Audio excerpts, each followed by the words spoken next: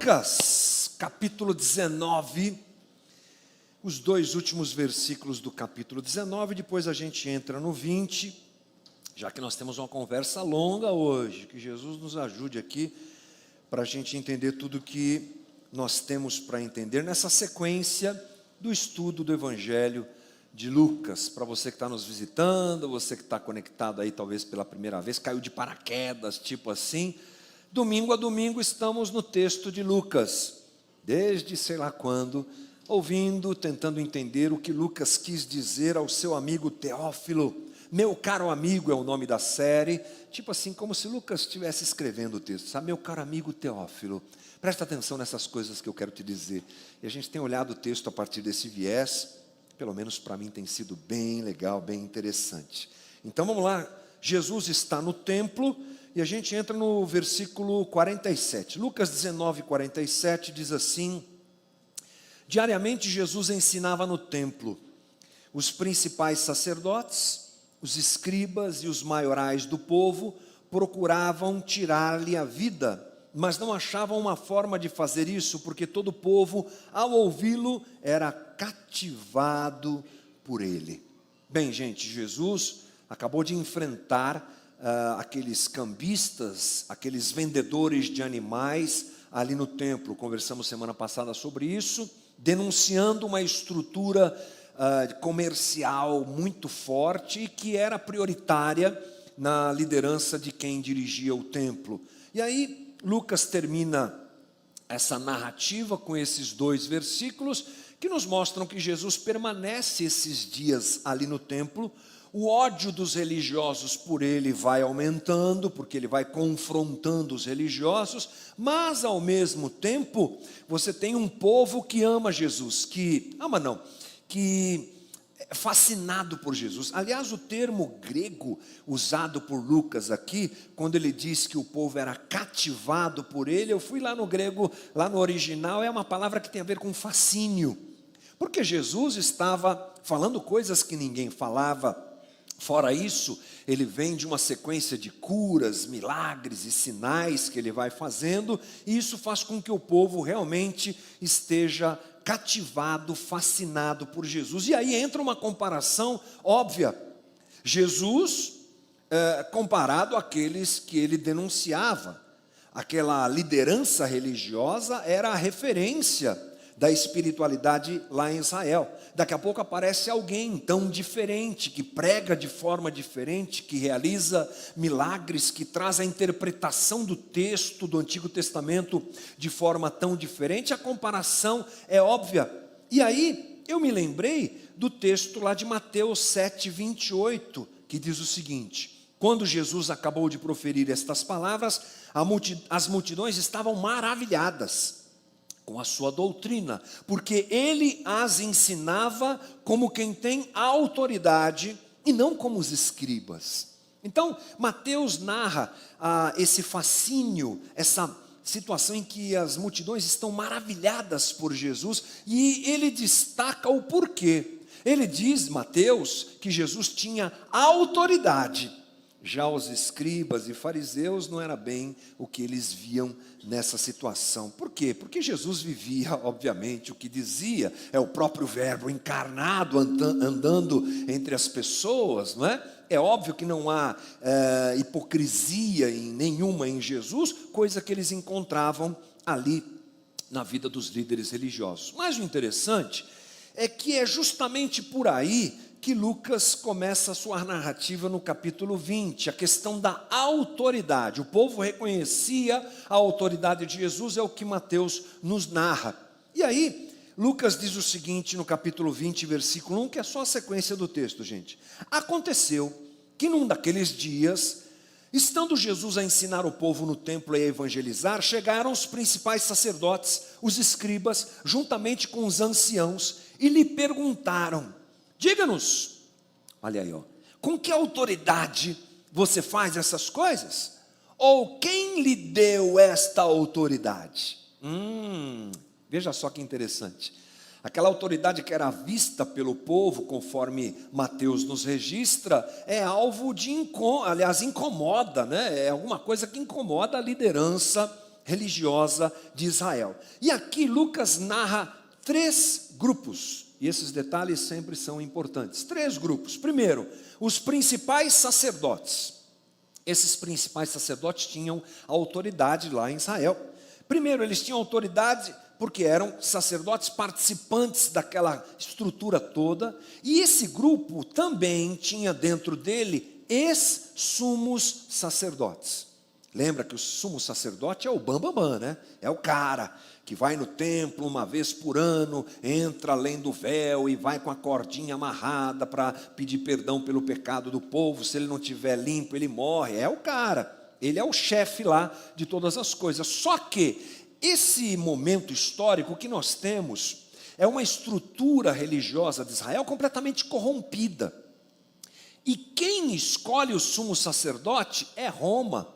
Então eles trocavam o sumo sacerdote de acordo com o bel prazer deles. Havia se perdido a essência da prática do sacerdócio, e o sumo sacerdote era só uma peça política de Roma. E o que acontece é que nós temos ex-sumos sacerdotes. É o caso de Anás e Caifás, por exemplo, que estão presentes nesse momento aqui. Então, nesse grupo você tem sumos sacerdotes, ex-sumos sacerdotes, que tinham autoridade por isso.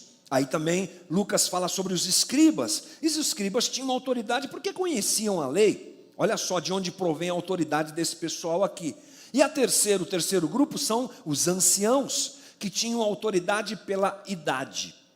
Então esse grupo, eles têm autoridade.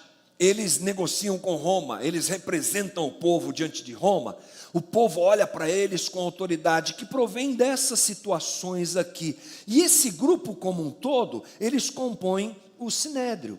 É na verdade uma comissão do Sinédrio que vai procurar Jesus e falar com Jesus. Eles eram a cúpula do poder religioso lá em Israel. E eles demonstram a autoridade da religião. Uma autoridade que vem de acordo com as estruturas religiosas. E se você observar bem, toda religião tem um caminho de hierarquia e de estrutura de poder. Sempre funciona assim. Alguns, inclusive, pegam o texto bíblico e deturpam o texto bíblico para criar a sua escadinha, a sua hierarquia. Então, por exemplo, não é difícil você chegar numa igreja evangélica e encontrar assim uma escada de liderança e de autoridade. Você tem primeiro o povo, chegou, ficou bacana, é só povo, está na base da pirâmide ali na religião deles, né? Mas aí depois você tem, de repente, você pode dar uma subida, né? Nessa hierarquia, você pode ser diácono. Já ganha um crachá, já é legal, já tem uma promoção, né? Ganha um crachá com o seu nome, alguma coisa assim. Aí depois eles criaram o presbitério, né? E aí tem os presbíteros, e aí os pastores, e aí os bispos, e aí os apóstolos, e aí os anjos, e aí vai. A escada vai subindo, né? Uma bobagem, uma violência contra aquilo que é a ideia de igreja, onde o diaconato não é inferior ao presbitério. Essa hierarquia no texto bíblico não existe. Uma coisa é uma coisa, outra coisa é outra coisa. Tipo assim, a pessoa pode ser diácono a vida toda. Aliás, diácono é o termo servo, é quem serve. Todos nós, de alguma forma, somos diáconos. Mas a religião pega essas referências bíblicas, que na verdade têm a função de ajudar o corpo e a caminhada da comunidade, e já cria uma escada. É autoridade, é poder.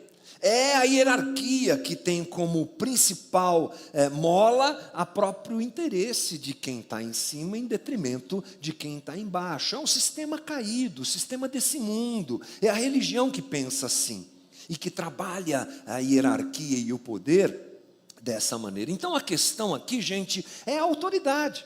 Eles perguntam para Jesus, de onde vem a sua autoridade? O termo exousia, autoridade delegada, é o termo que Lucas usa aqui. Eles queriam saber com que autoridade Jesus fazia o que fazia, e essa questão deles tem a ver com até com a entrada de Jesus em Jerusalém. Você entrou, e você fez um monte de coisas, e você está fazendo esse discurso, e você veio aqui no templo e expulsou os cambistas, aquela coisa toda. Você faz milagres, você fala, de onde vem essa sua a autoridade? Primeiro, eles queriam trazer descrédito sobre Jesus.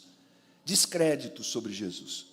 Se Jesus dissesse que ninguém deu aquela autoridade para ele, Jesus talvez ficasse em maus lençóis com o próprio povo, que amava Jesus, amava não, acho que eu estou sendo exagerado, que admirava Jesus, e se Jesus dissesse, não, ninguém me deu essa autoridade, eles iam usar isso contra Jesus, levando o povo a se revoltar contra ele. Se Jesus dissesse que Deus havia dado essa autoridade, pronto, eles iriam acusar Jesus de quê? De blasfêmia.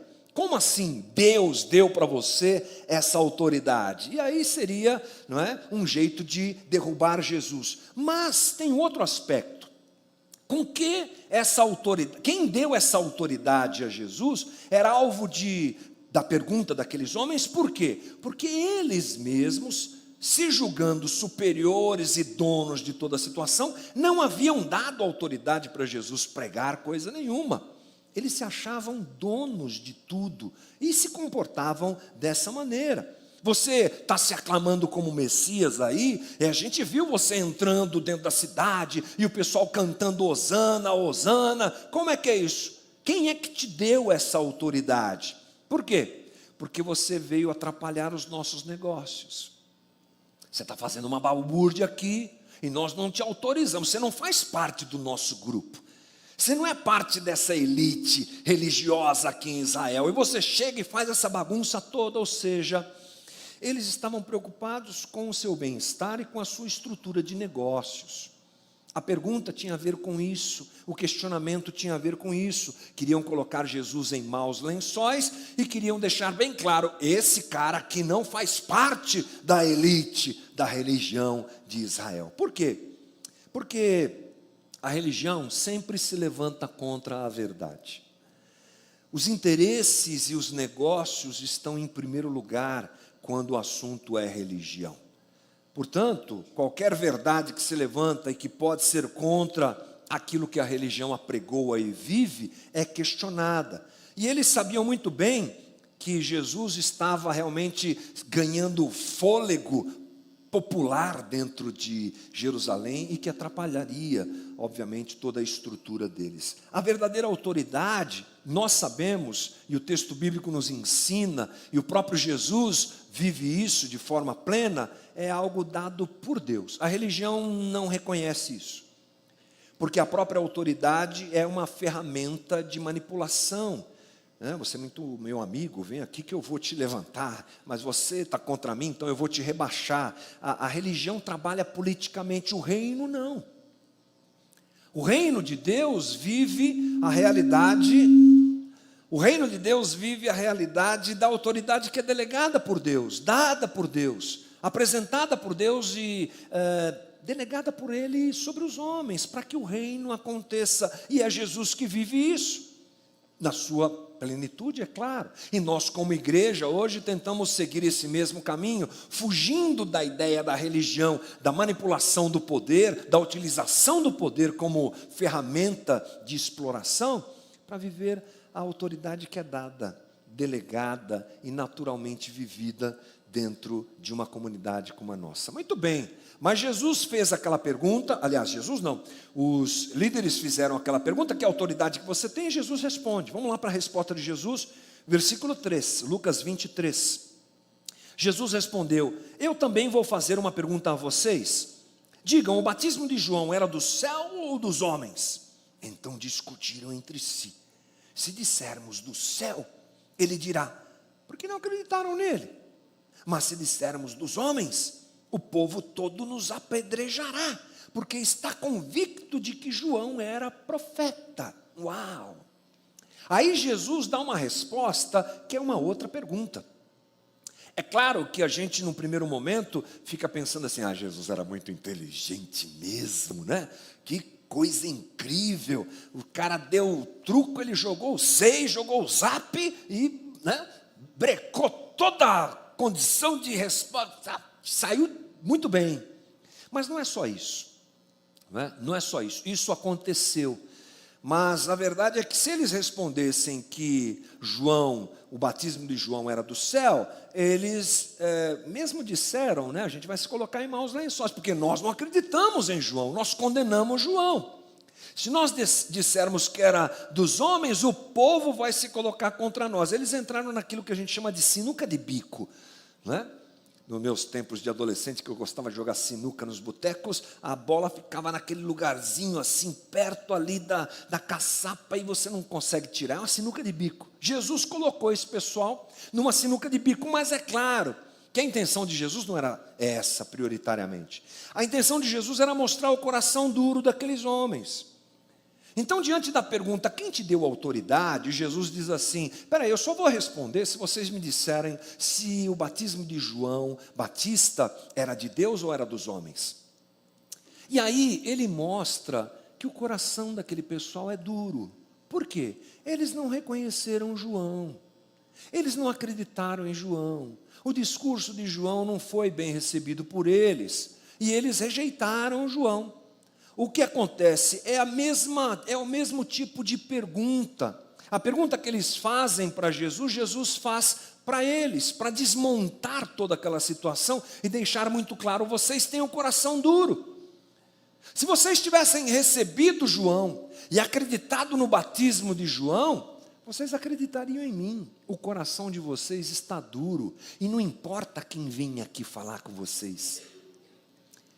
Não importa quem vem denunciar a religião inescrupulosa de vocês. Não adianta, vieram os profetas, já veio João, falou, agora eu estou aqui falando. E vocês não vão ouvir, porque vocês têm um coração absolutamente duro. E é claro que eles não admitiriam que o batismo de João era de Deus, porque para fazer isso, eles tinham que se curvar diante de Deus. Mas a religião tem seus interesses. A religião não quer saber o que Deus está preocupado. A religião quer manipular, extorquir, arrancar e manter o seu espaço de poder.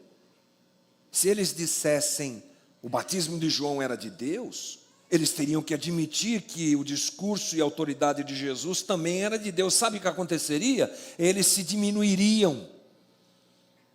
E aí eles perderiam o lugar deles, tipo assim, com quem Roma falava? Com eles. O negócio era muito lucrativo e muito grande mesmo. Se eu de repente digo que você tem uma autoridade de Deus, Roma para de olhar para mim e começa a olhar para você. Você vai ser aclamado pelo povo, levantado pelo povo, e nós vamos perder o nosso lugar. Ou seja, eles não amavam a verdade, como nós já dissemos, e eles não procuravam a verdade. A religião morta não quer a verdade, porque a verdade nos liberta daquilo que nós não queremos muitas vezes perder. A verdade do Evangelho nos confronta, e ela faz mal para a gente, no sentido de que ela mexe com aquilo que a gente não quer perder. É mais ou menos a conversa que eu tive agora há pouco com vocês sobre o Celebrando a Recuperação, em que a gente é colocado de frente a gente mesmo, tipo assim, um espelho, né?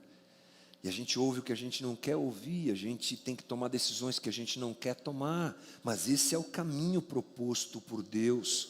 Essa é a realidade do Evangelho, me fazer alguém melhor, no sentido de deixar para trás, que eu deixe para trás quem eu realmente sou e me torno outra pessoa. Isso é difícil. Está aqui um exemplo forte de gente apegada ao poder, apegada à religião, Jesus, o Deus encarnado, diante deles. E eles dizem mais uma vez, não, meus interesses são mais importantes. E aí os religiosos respondem a Jesus. É interessante essa troca, né? Perguntam a Jesus, Jesus pergunta para eles, eles respondem para Jesus. Versículo 7. Por fim responderam que não sabiam de onde era.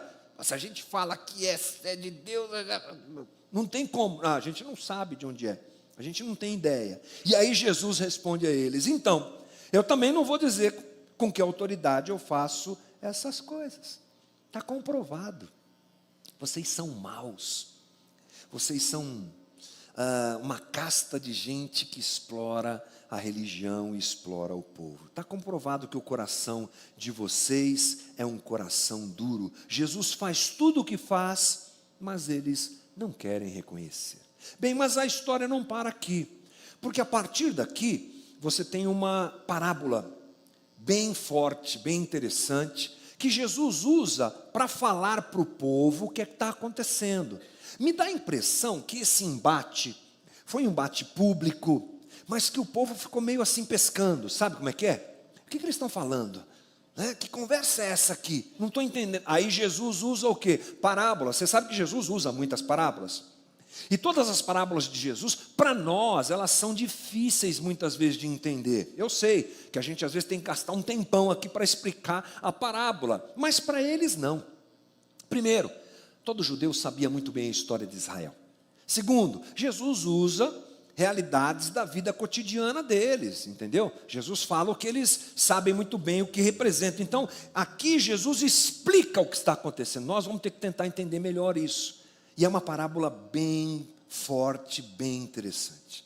Começa no versículo 9 e diz o seguinte: a seguir Jesus passou a contar ao povo esta parábola. Certo homem plantou uma vinha. Esse homem aqui da história, gente, é Deus. Guarde isso. A vinha é Israel. Arrendou-a para uns lavradores, são os líderes religiosos de Israel. E ausentou-se do país por prazo considerável. No devido tempo mandou um servo. Agora aparece a figura de um servo, aliás não um, mas mais de um. Esses servos aqui quem são? São os profetas do Antigo Testamento. Mandou um servo aos lavradores para que lhe dessem do fruto da vinha. Mas os lavradores, depois de espancá-lo, o despacharam de mãos vazias. Em seguida, o Senhor, Deus, enviou-lhes outro servo, outro profeta. Mas também a este espancaram, e depois de insultá-lo, despacharam de mãos vazias. Mandou ainda um terceiro, mas a este, depois de feri-lo, expulsaram. Então o dono da vinha disse: que farei? Enviarei o meu filho amado, para ver se eles respeitam. Talvez o respeitem. Jesus. Mas quando os lavradores viram o filho, começaram a discutir entre si: este é o herdeiro da vinha, vamos matá-lo. Para quê? Para que a herança seja nossa. E lançando-o fora da vinha, o mataram. Que lhes fará, pois, o dono da vinha? Virá, exterminará aqueles lavradores e entregará a vinha a outros. Uau, que história é essa? Eu fiz esses insights para você perceber comigo que essa é a história da teocracia de Israel. É a história de Israel. Deus planta uma vinha, é a formação dessa nação que tem como objetivo apresentar a glória de Deus ao mundo e também trazer o Messias. Ele planta essa vinha e entrega aos sacerdotes, aos escribas, ao pessoal que vai ajudar a coisa a acontecer. Você se lembra das leis? Você se lembra de Moisés consagrando Arão como sacerdote? Está lá, no começo do texto, lá no Pentateuco. Essa estrutura é montada para quê? Para que fosse cuidada da vinha. Eram os lavradores que deviam cuidar da vinha. Mas eles começam a aproveitar da vinha, porque vem aquele que deu a vinha a eles, e ele envia profetas para colherem o fruto disso. E eles matam os profetas. Essa é a história de Israel, gente. Vai matando o profeta, e os profetas são mortos. Eles falam a verdade de Deus para a nação de Israel, mas eles são mortos, um a um. Até que o dono da vinha fala: vou enviar meu filho. Quem sabe eles vão respeitar meu filho. Aí, os lavradores maus dizem assim: esse aqui é o herdeiro. Vou perder meu lugar. Vamos matar o herdeiro e vamos ficar com a vinha. É uma narrativa incrível da história de Israel, E é o próprio espelho da vida do Cristo que está ali.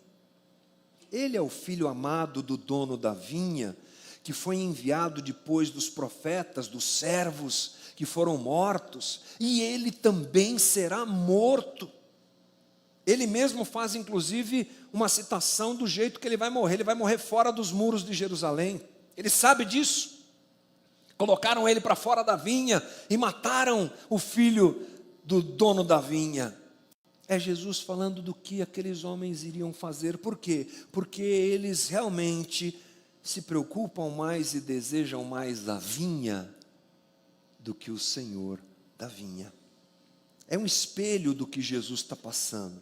Esses homens são como os lavradores que estão interessados na vinha e não no Senhor da vinha. Estão entorpecidos pela vinha e preferem matar o Senhor, o Filho do Senhor, do que recebê-lo, porque eles têm interesse na vinha. É o que a religião de Israel fez. Gente, esse é um perigo que nós vivemos. Talvez você diga assim, mas espera aí, você está falando de autoridade, você está falando de gente da liderança. É verdade. Essa conversa tem muito a ver com liderança, sim. Mas ela tem a ver com todos nós. Porque nós também, de alguma forma, muitas vezes, queremos que o Evangelho nos sirva, a vinha nos sirva, e nós tomamos posse dela, na medida em que podemos, dentro de uma estrutura, por exemplo, como a nossa aqui.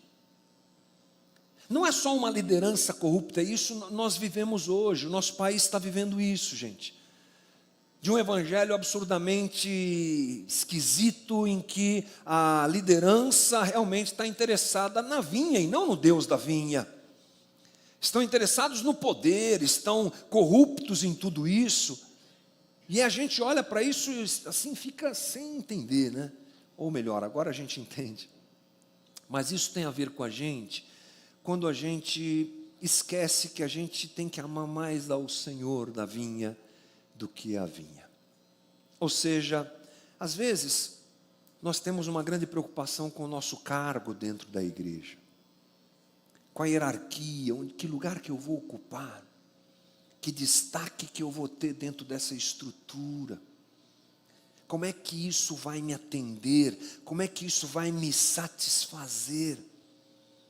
Eu quero uma religião que me satisfaça, que atenda às minhas demandas. Eu quero uma religião que seja do jeito que eu desejo, e não quero me moldar a Deus, eu quero viver o que eu quero. Ou seja, nós esquecemos que existem vários tipos de lucro. Aquele pessoal estava apegado ao poder e ao lucro que a religião trazia. Nós esquecemos que muitas vezes o lucro não é só financeiro, mas é o lucro do status, é o lucro do domínio, é o lucro da satisfação pessoal. Então a gente se aproxima do reino e se relaciona com o reino a partir da ótica da nossa religião, querendo que o reino nos atenda e querendo tirar algum tipo de lucro do reino. É um ativismo louco que nós vivemos. É uma coisa maluca que nós criamos, uma fórmula de fazer a comunidade acontecer, que só tem a ver com a gente, só tem a ver com o nosso ego, com a nossa satisfação. E esse é o perigo. Não é só a liderança, somos todos nós. Esse é um perigo que nos é possível viver, infelizmente. Amarmos mais a vinha do que o Senhor da vinha. Querermos mais para nós do que o que Deus quer para nós. E aí, Jesus continua dizendo que a casa caiu. O 16, que eu já li em parte, diz assim: virá, exterminará aqueles lavradores e entregará a vinha a outros. Vamos dar um pausa aqui. O que Jesus está dizendo? Israel foi desqualificado, tomou nocaute, fight, caiu, acabou. Agora vem outro. Esse outro é a igreja. É para quem será dada essa condição de viver o reino, porque Israel rejeitou, porque Israel desejou mais a religião, porque Israel, através da religião, melhor dizendo, desejou mais o lucro do que o Senhor da vinha. Agora acabou, agora eu vou entregar isso para outro povo. Ao ouvir isso, quem estava perto de Jesus disse: que tal não aconteça? Mas Jesus, com o olhar fixo neles, disse: que quer dizer isso que quer dizer isso então que está escrito? A pedra que os construtores rejeitaram, essa veio a ser a pedra angular. Todo o que cair sobre esta pedra ficará em pedaços, e aquele sobre quem essa pedra cair, ficará reduzido a pó. Para a gente é mais uma explicação difícil, mas não é. Jesus está citando o Antigo Testamento. Primeiro ele cita o Salmo 118, versículo 22. A pedra que os construtores rejeitaram, essa veio a ser a principal pedra, a pedra angular. Jesus está falando de si. A pedra que foi rejeitada, eu que estou sendo rejeitado, serei a pedra fundamental da igreja, da minha igreja. Está falando de si, citando o Salmo 118, que eles também cantaram e gritaram quando ele entrou na cidade. E aí ele usa Isaías 8,14, que diz: ele vos será santuário, mas será pedra de tropeço e rocha de ofensa às duas casas de Israel, laço e armadilha aos moradores de Jerusalém. Jesus está dizendo: eu sou essa pedra que vocês rejeitam, e isso vai ser cobrado de vocês. Esse juízo permanecerá sobre vocês. Vocês estão entendendo o que ele está dizendo? Essa profecia lá do Antigo Testamento está se cumprindo agora, porque eles estão me rejeitando. Eles rejeitaram os profetas, eles rejeitaram João Batista, o último profeta, e me rejeitaram. Povo, vocês estão entendendo o que está acontecendo aqui? E isso será contra eles. Ele inclusive cita também Daniel 2, 33 e 35, a gente não vai ler, que é uma visão que Daniel tem sobre a pedra, aquela coisa toda. Em Jesus, portanto, se cumpre tudo isso. Todos os reinos são subjugados pelo reino de Deus. Quem crê em Jesus é salvo. Quem não crê, permanece na condenação. Eu sei que a gente não fala muito sobre isso, mas uma realidade muito clara para nós, e o texto bíblico nos mostra isso claramente, é que todos nós estamos em condenação. Você tem entendimento disso, né, irmão? Todos pecaram e carecem da glória de Deus, ou seja, estão distantes de Deus. É o que Paulo fala em Romanos 3, 23. O homem, ele está num estado de condenação. Israel, porque optou por esse caminho, permaneceu nesse estado de condenação. O plano de Deus era para que Israel reconhecesse o Cristo, mas eles não quiseram. Aliás, eles não reconheceram nem os profetas, quanto mais o Cristo. E permaneceram na condenação, porque já estavam em condenação. Era o plano salvífico de Deus para Israel. Para nós é a mesma coisa. Nós estamos em condenação. O que Cristo, essa pedra principal, faz é trazer sobre nós graça e salvação. Por isso é que o cuidado grandioso dessa conversa, já indo para o fim, cuidado, mais uma vez, eu digo para você, de tantas que nós já dissemos aqui, cuidado para que a religião não tome lugar da tua espiritualidade. Cuidado para que os interesses pessoais não sufoquem Cristo na sua vida. E esse é um cuidado que obviamente eu também tenho que tomar e todos nós temos que tomar. Cuidado para que os interesses pessoais não sobrepujam aquilo que Deus quer fazer na minha vida e na tua vida. Cuidado para que a gente não se torne como Israel, rejeitando Cristo e a obra que Ele quer fazer. Porque assim, quando optamos por esse caminho, permanecemos na condenação. E a dureza do coração daqueles homens é clara. Diz o versículo 19 de Lucas 20, o último da nossa conversa: naquela mesma hora, os escribas e os principais sacerdotes procuravam prender Jesus, porque entenderam que ele havia contado essa parábola contra eles, mas temiam o povo. Jesus fala, Jesus explica, mas eles não querem. O mais importante para eles é o poder, é a autoridade, é a religião. Algumas considerações para a gente fechar nossa conversa aqui, irmão. Primeiro, não perca de vista o plano amoroso de Deus enviando o seu Filho. Essa parábola é incrível nesse sentido, né? Ela nos mostra um resumo muito dinâmico e lindo da obra redentora de Deus por nós. Aquele que entrega a vinha a quem não tem interesse no próprio Senhor da vinha, mas na vinha em si, resolve o problema enviando o seu Filho. É a obra redentora de Deus por nós, é o desejo de Deus em resgatar o homem da sua perdição, acima de todo interesse, de toda a condição humana, melhor dizendo, de se colocar digno para que isso aconteça. É Deus que ama, é Deus gracioso, é Deus misericordioso.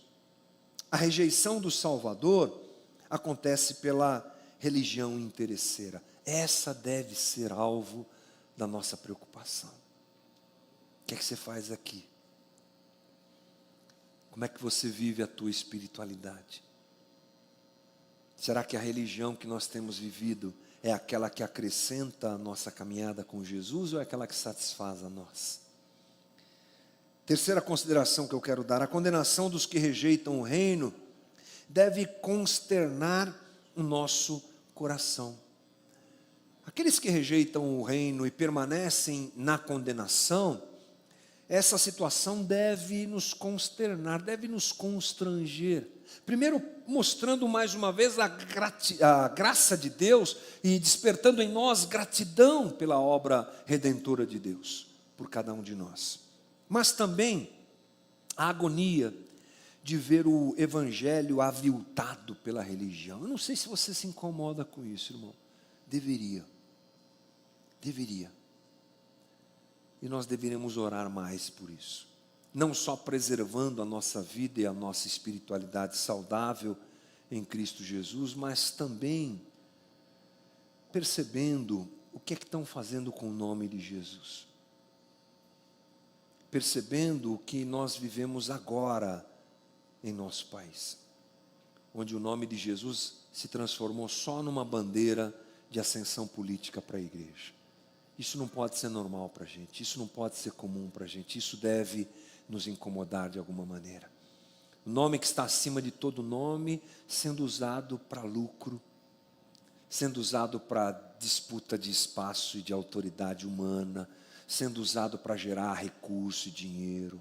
É o que a gente vê ao nosso redor e que deve incomodar a gente deve olhar para ver se algumas dessas coisas não estão no nosso dia a dia, na nossa vida. Jesus é o centro do plano divino. Tudo está nele, tudo é por ele. Receber Jesus como Senhor e Salvador é se dispor a uma transformação de vida e não ao abraço de uma religião fria e morta. Jesus não combina com essa religião morta. Jesus não combina com essa hierarquia abusiva. Jesus não está nisso. Jesus está diante daquele que deseja ser transformado, como Paulo nos diz em Romanos 12:2. Transformai-vos pela renovação da vossa mente, para que experimenteis qual seja a boa, agradável vontade de Deus. É nesse processo que Jesus se manifesta. Essa é a espiritualidade que Jesus quer que cada um de nós viva. Vamos rejeitar essa religião, porque ela não tem nada a ver com Jesus, e vamos abraçar o reino de Deus que já está entre nós. Amém, irmão? Quero te convidar a ficar de pé comigo. E nós vamos orar.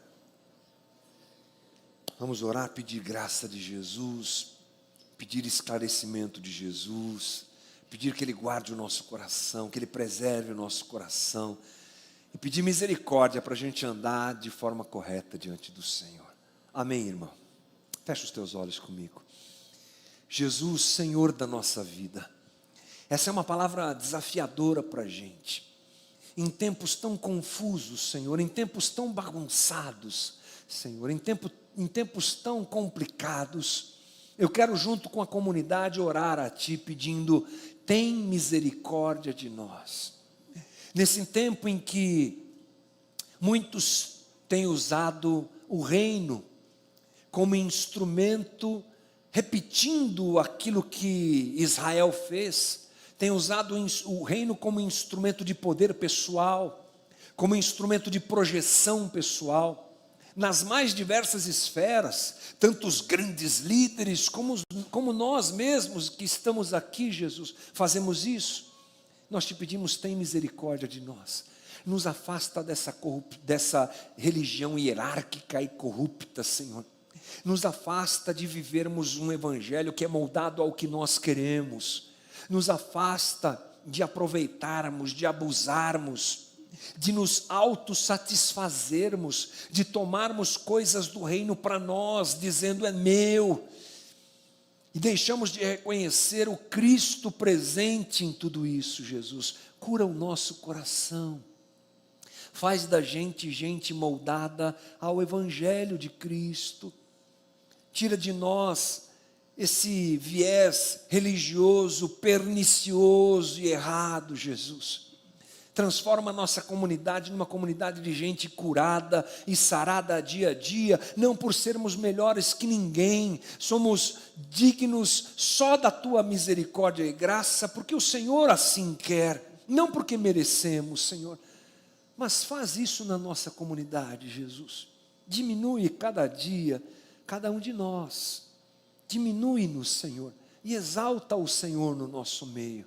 Coloca sempre na boca da gente uma palavra de amor para com o irmão, uma palavra não de poder e de domínio do espaço que eu tenho, mas dá-nos graça para sermos aqueles que dividem as coisas, dividem a vida e andam diante do Senhor dessa maneira. Ajuda o nosso país nesse momento tão difícil, nesse momento tão complicado, Jesus, ajuda-nos, onde essa situação política se misturou com a situação religiosa, e há uma força tão grande nesse sentido, envergonhando o Teu nome, fazendo o que fizeram aqueles dias contigo, Jesus. Ajuda-nos em tudo isso, Senhor, dá-nos graça. Obrigado por essa conversa, que aquilo que eu não consegui explicar, que aquilo que eu não consegui esclarecer para os meus irmãos, sabendo que mesmo isso veio do Teu Espírito, porque só o Senhor é que nos ajuda em tudo isso,